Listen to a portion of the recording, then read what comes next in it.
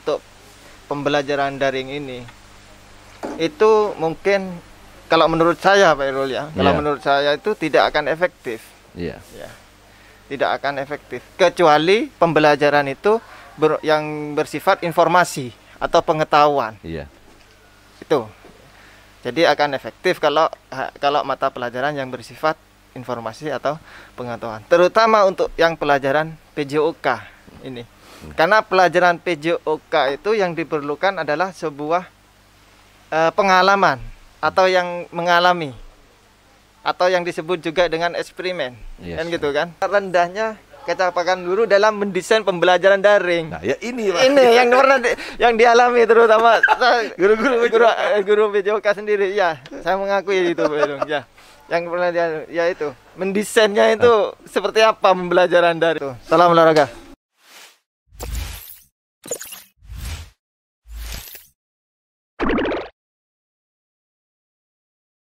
Assalamualaikum warahmatullahi wabarakatuh. Salam olahraga.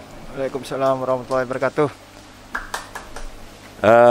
Kembali berjumpa dengan kami di channel yang luar biasa R7 Official dalam Garden Podcast SMP Negeri 7 Bondowoso. Hari ini saya kedatangan seorang tamu istimewa lah, ya, spesial lah. Ya. Langsung saya sapa dulu, Bapak Imam Cahyadi SPD. Assalamualaikum, selamat olahraga Pak Imam. Waalaikumsalam warahmatullahi wabarakatuh. Selamat. Sehat Pak Imam? Alhamdulillah sehat Pak Irul. Bapak Imam Cahyadi ini bertugas juga sebagai guru PJOK di SMP Negeri 1 Tegalampel dan juga menjabat sebagai Ketua Musyawarah Guru Mata Pelajaran PJOK Kabupaten Bondowoso. SMP ya Pak ya? SMP. Ya. Dan nah yang ini beliau sekarang mengikuti guru penggerak tingkat nasional. Masih dalam masuk tahap apa Pak ya? Tahap kedua, proses tahap kedua. Luar biasa Pak Imam ini ya. Terima kasih. Terima kasih Pak Imam telah hadir di podcast Garden SMP Negeri 7 Bondowoso ya. Sama-sama Pak Irul. Dan nanti saya akan berbincang-bincang dengan Pak Imam ini seputar kegiatan pembelajaran PJOK di masa pandemi ya. Kan begitu Pak Imam ya. Iya. Mungkin Pak Imam di awal-awal ini bisa menyampaikanlah tentang beberapa hal terkait dengan MGMP itu. Karena mungkin secara khusus guru-guru olahraga aja yang ngerti apa itu MGMP, tapi mungkin masyarakat terutama wali murid, Pak gurunya sekarang lagi MGMP gitu loh. Jadi apa sih sebenarnya MGMP itu, Pak? Ya, terima kasih Pak Irul. Iya. Assalamualaikum warahmatullahi wabarakatuh. Assalamualaikum.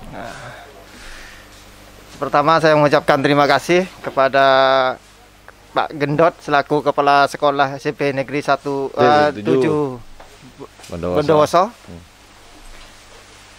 Dan juga kepada teman-teman guru SMP Negeri 7 Bondowoso, saya ucapkan banyak terima kasih ya. Dan ini merupakan kebanggaan buat saya pribadi telah diundang ke acara R7 Official. Ini sedikit saya cerita dulu Pak Irul ya, sebelum kita berbincang masalah MGMP dulu. Iya.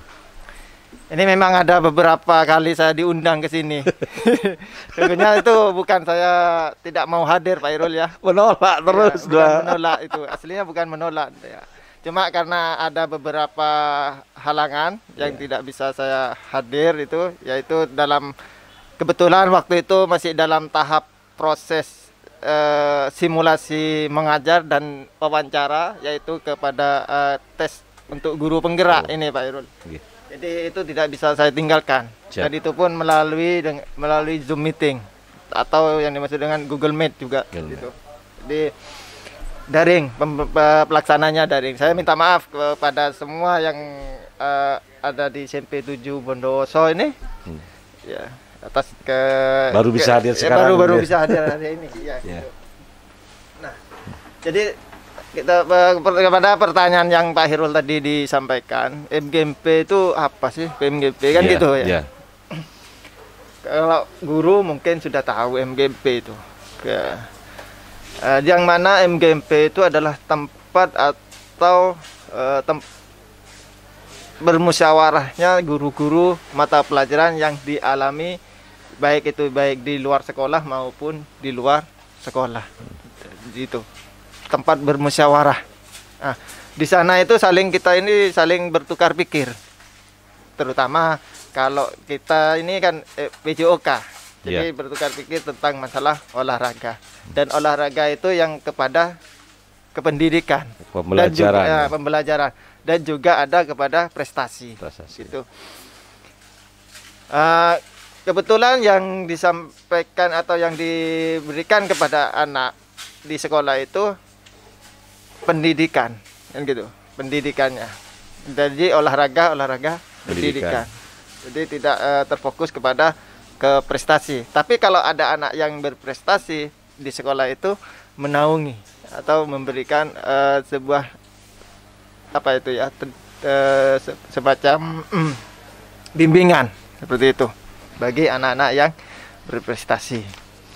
Seperti itu. Nah, di kegiatan MGMP itu ya banyak sungguhnya kegiatan di MGMP. Tapi karena kendala seperti ini, pandemi seperti ini, kita tidak bisa mengadakan pertemuan-pertemuan MGP. Kebetulan kemarin kita pernah mengadakan pertemuan MGP itu yaitu melalui Zoom meeting. Zoom meeting ya. Zoom meeting, kebetulan saya ada ikut. Ya, kebetulan ada ikut. Ya itu Pak Irul ada ikut. Karena ada kegiatan juga di sekolah. Dan itu pun kegiatan Zoom meeting itu ya hanya sebatas pembelajaran ke depan untuk semester ini. Itu yang kita bahas. Oke. Jadi sebenarnya masa pandemi ini mengganggu pikiran guru olahraga ya Pak ya. Artinya yang seharusnya kita bertatap muka tapi kita tidak bisa gitu ya. Tidak bisa. Karena kebetulan kan memang pelajaran PJOK ini 70%-nya itu adalah keterampilan. Keterampilan, betul. Keterampilan. Dan 30%-nya adalah teori. Bagaimana yang harus kita lakukan Pak Imam ya? Mungkin Pak Imam lebih bisa juga menyampaikan ini kepada juga nanti teman-teman sesama guru PJOK Pak ya? Iya. Di masa pandemi ini apa sih yang harus dilakukan guru PJOK supaya ketercapaian materi kepada siswa itu Pak? Ya, gini Pak Irul ya, untuk pembelajaran, untuk materi atau mata pelajaran, untuk pembelajaran daring ini, itu mungkin kalau menurut saya Pak Irul ya, kalau menurut saya itu tidak akan efektif. Ya, tidak akan efektif, kecuali pembelajaran itu yang bersifat informasi atau pengetahuan. Itu. Jadi akan efektif kalau mata pelajaran yang bersifat informasi atau pengetahuan. Terutama untuk yang pelajaran PJOK ini. Karena pelajaran PJOK itu yang diperlukan adalah sebuah pengalaman atau yang mengalami atau yang disebut juga dengan eksperimen. Kan gitu kan? Lebih banyak mempraktikkan. Lebih banyak mempraktekkan itu.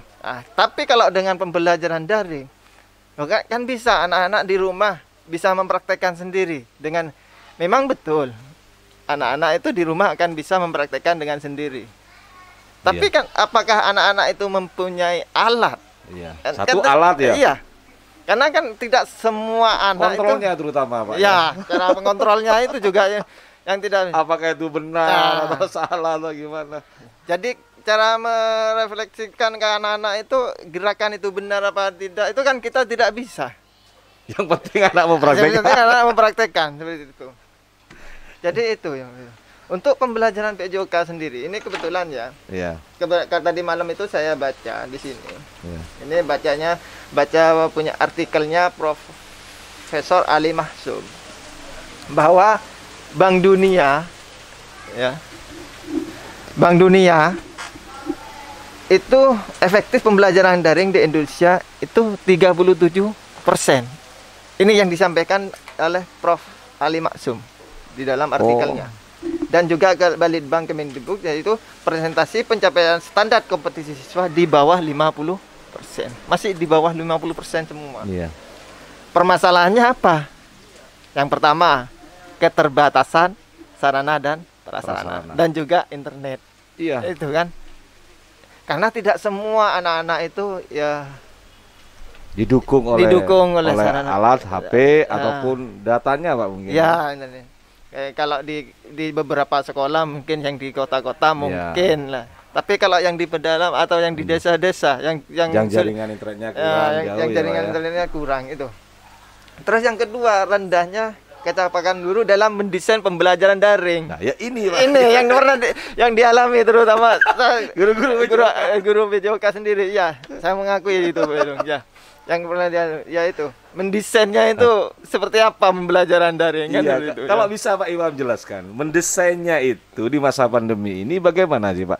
Nah, supaya minimal apa yang disampaikan guru itu kalau dipraktikkan di rumah bagi anak-anak tidak terlalu keluar dari pakem gitu loh, Pak. Jadi frame-nya yang diberikan guru gitu.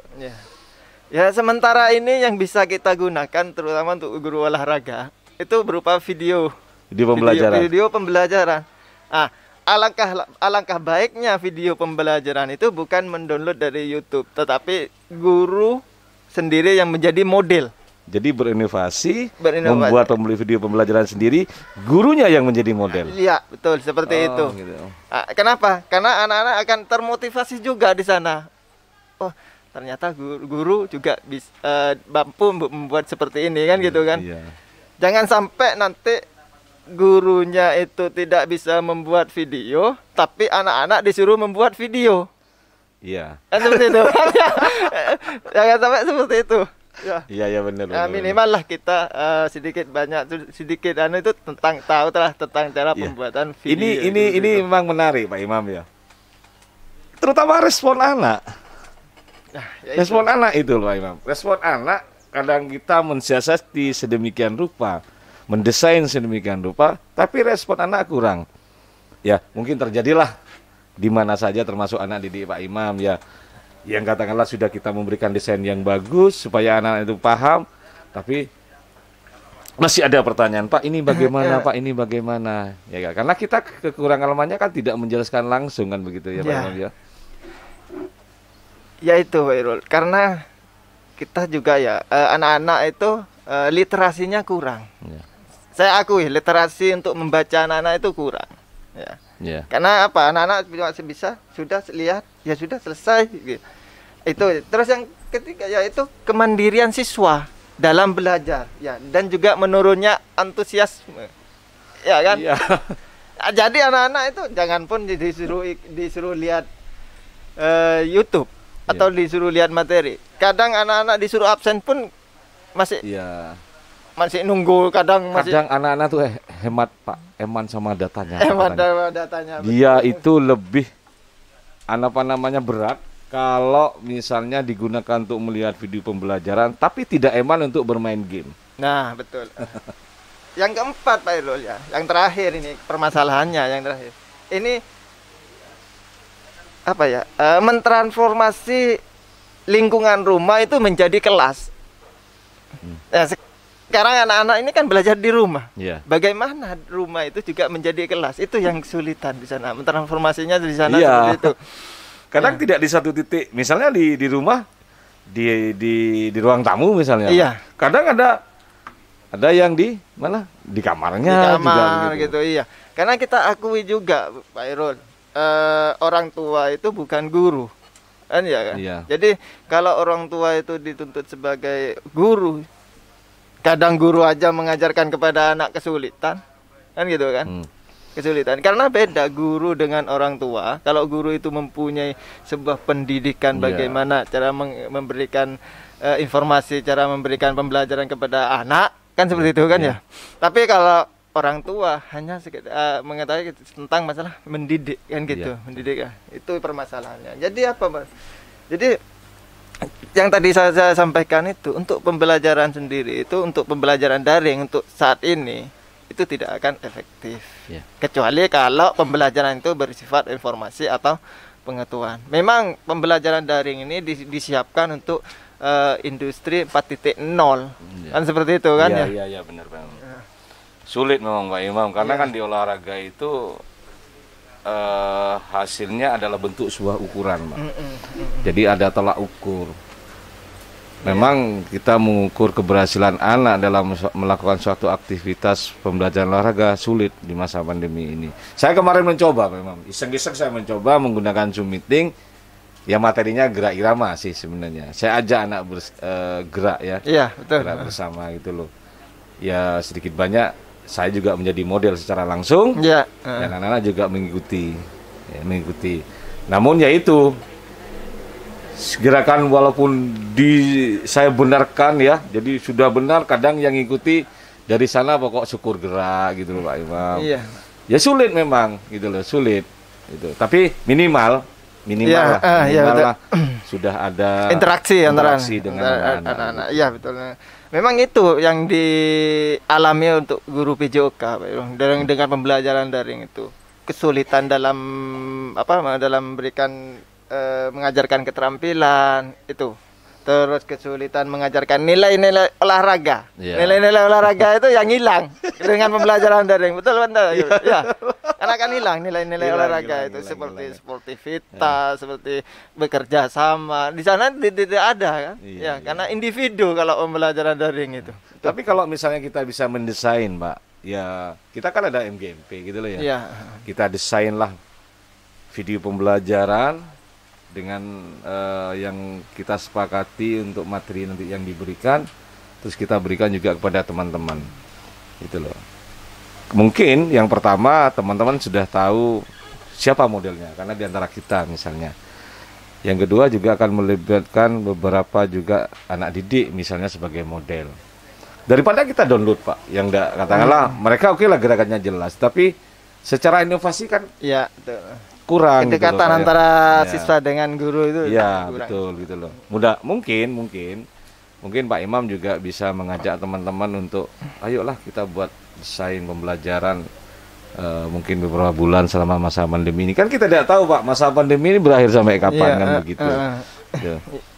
Ya itu Pak Irul, itu merupakan konsep ya yang untuk MGMP. Ya, itu memang akan direncanakan memang kegiatan seperti itu.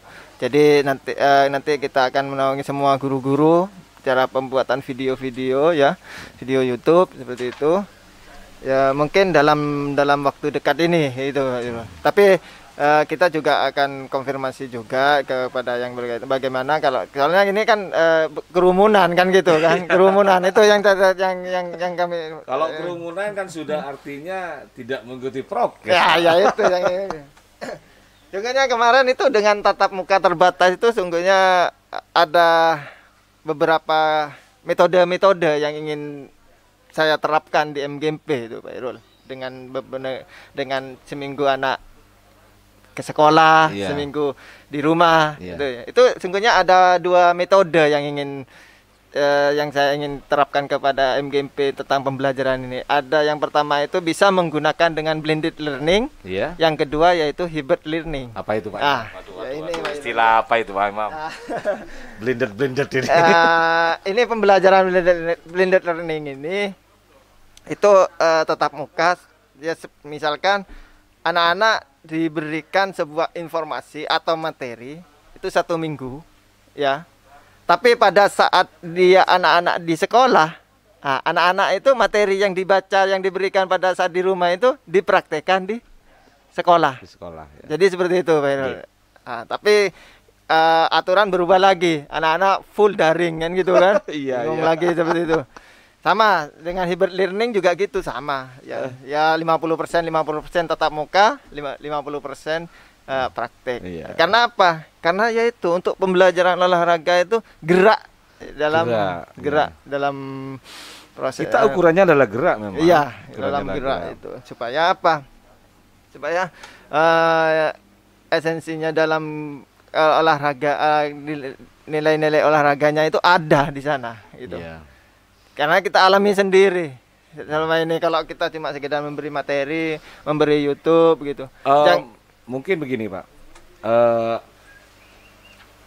adakah teman-teman dari rekan-rekan dari Guru BJK ini secara langsung lah, Japri mungkin ngomongin Pak Imam, langsung nanya bagaimana metode ini, kan mungkin mau tanya di grup juga ya malu gitu loh, mungkin Japri karena dia juga punya keinginan juga untuk bagaimana materi itu tersampaikan kepada siswa gitu loh. Ya memang ada ya ada beberapa teman itu tanya selalu lewat Japri pribadi lah tentang masalah pembelajaran PJOK ini selama 1 semester ini.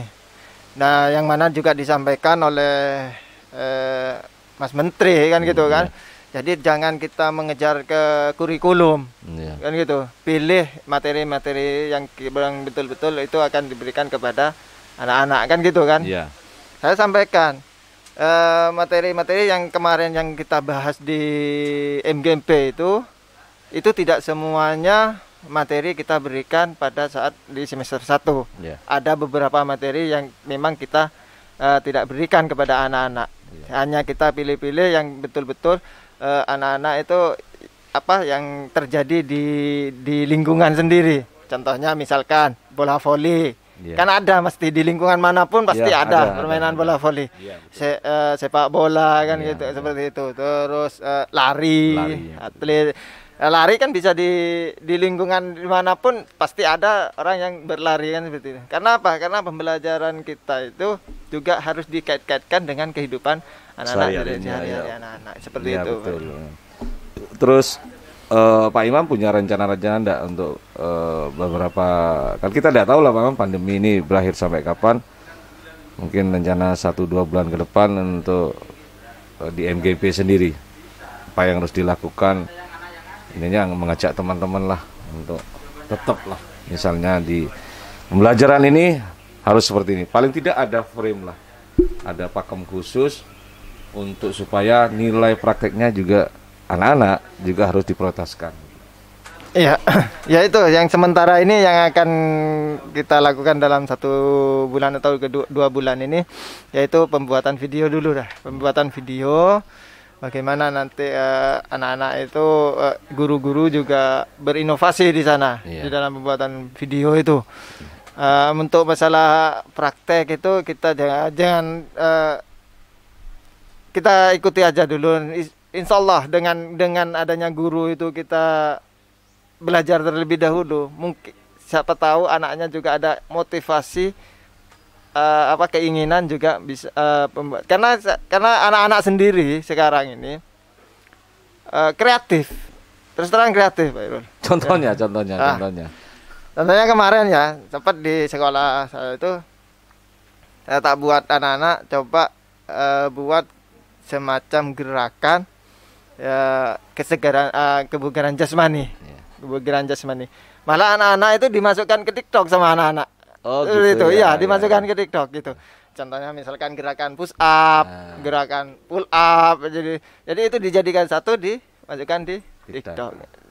Jadi ada kesenangan anak-anak seperti itu. Jadi mau melakukan dengan dibuat metode yang menurut anak itu biar ada kesan senang juga kan begitu ya. Jadi tidak mewajibkan anak harus buat seperti ini, tidak. Gurunya ada TikTok Pak? Gurunya ya TikTok juga gitu. Jadi tidak mewajibkan anak-anak buat YouTube, tidak.